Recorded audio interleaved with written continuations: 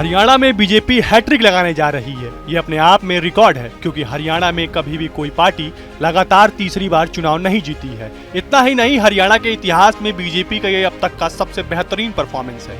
BJP इससे पहले कभी भी 50 सीटों के आंकड़े को छू नहीं सकी है। हरियाणा में बीजेपी की हैट्रिक की एक वजह मुख्यमंत्री बदलने का फॉर्मूला भी माना जा रहा है। इसी साल मार्च में बीजेपी ने मनोहर लाल खट्टर को हटाकर नायब सिंह सैनी को मुख्यमंत्री बनाया था। मनोहर लाल खट्टर जहां पंजाबी थे, वहीं नायब सिंह सैनी ओबीसी समुदाय से आते हैं। खट्टर को हटाकर सैनी को मुख्यमंत्री बनाना बीजेपी के लिए फायदे का सौदा रहा, क्योंकि एग्जिट पोल तक हरियाणा में बीजेपी की विदाई और कांग्रेस की वापसी का अनुमान लगा रहे थे। लेकिन अब तक के जो रुझान और नतीजे सामने आ रहे हैं, इससे तस्वीर लगभग साफ है कि बीजेपी 2014 और 2019 से भी बड़ी जीत हासिल करने जा रही है।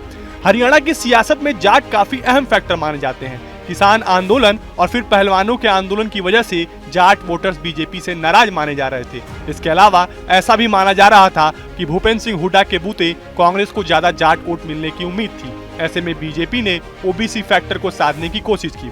अनुमान है कि हरियाणा में 40% ओबीसी, 25% जाट, 20% दलित, 5% सिख और 7% मुसलमान है। हाल ही में हुए लोकसभा चुनाव में भी बीजेपी को जाटों की नाराजगी का नुकसान उठाना पड़ा है। कांग्रेस ने यहां की 10 में से 5 सीटों पर जीत हासिल की थी। इनमें से 2 अंबाला और सिरसा एससी सीट शामिल थी। बाकी 3 सोनीपत, रोहतक और हिसार जाट बाहुल सीट थी। वहीं बीजेपी ने करनाल, फरीदाबाद, गुड़गांव, भिवानी, महेंद्रगढ़ और कुरुक्षेत्र में जीत हासिल की थी। इन सभी 5 सीटों पर ओबीसी और ऊंची जातियों का ज्यादा दबदबा है। मार्च में जब बीजेपी ने मनोहर लाल खट्टर को हटाकर नायब सिंह सैनी को मुख्यमंत्री बनाया था, तब इसे चुनावी दाव ही माना गया था, क्योंकि बीजेपी कई राज्यों में चुनाव से पहले मुख्यमंत्री बदल चुकी है। माना जा रहा है कि सैनी के कारण बीजेपी ने न सिर्फ एंटी इनकम्बेंसी को कम किया, बल्कि ओबीसी वोटरों को भी साधा।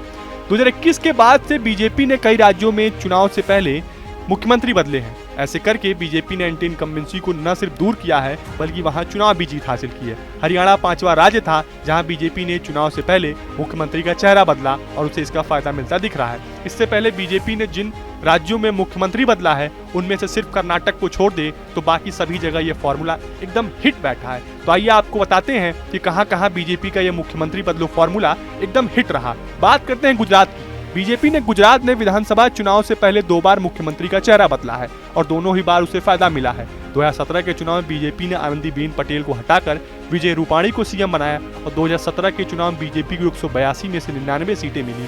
वहीं 2022 के चुनाव से पहले सितंबर 2021 में बीजेपी ने विजय रूपाणी को हटाकर भूपेंद्र सिंह पटेल को मुख्यमंत्री बनाया और 2022 में तब बीजेपी को 156 सीटें मिली। वही बहरहाल अगर हम बात करें उत्तराखंड की, तो उत्तराखंड में 2022 के विधानसभा चुनाव से लगभग साल भर पहले त्रिवेंद्र सिंह रावत को हटाकर तीरथ सिंह रावत को मुख्यमंत्री बनाया गया। हालांकि तीरथ सिंह रावत 4 महीने भी इस पद पर नहीं रहे, उन्हें हटाकर पुष्पर सिंह धामी को मुख्यमंत्री बनाया गया।